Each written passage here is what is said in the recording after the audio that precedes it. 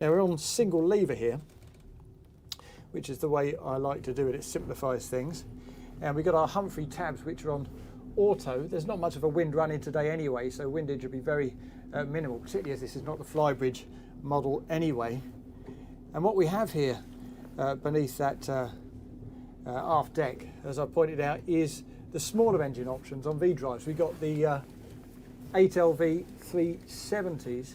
You can have those on stern drives too, but not many people will opt for that, of course.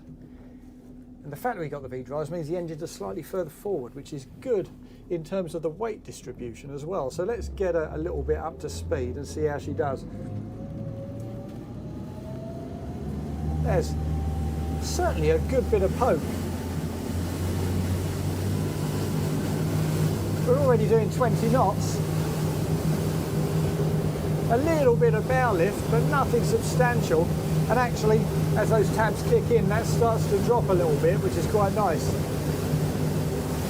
Now what I'll do is close up this skipper's side door, because the refinement levels are pretty good as well. We're seeing around about 65 to 72 decibels at sensible cruising speeds. I'll spin around for a second and just head the other way so we can have a little play. There's a decent bit of heel in that turn as well.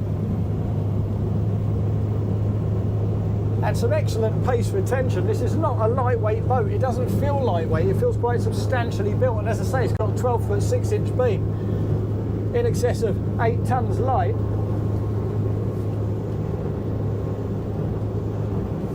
So you don't necessarily expect it to behave with that kind of agility. It's certainly more agile than I anticipated it would be. Feels like a slightly smaller boat in the way it behaves. You can, of course, open up the visibility on the port side by opening up that sunroof.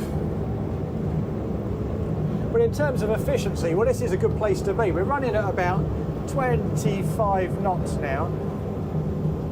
And I notice that between 10 and 25 knots, the fuel flow is pretty consistent. We see around about 4 litres per nautical mile. Now we got twin 450 litre tanks here, so with 20% redundancy in the system, around about 720 litres.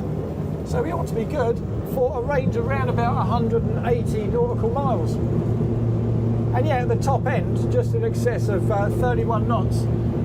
That'll increase to 4.5 litres per nautical mile, so it drops to around about 160 miles, but it's still very long-legged.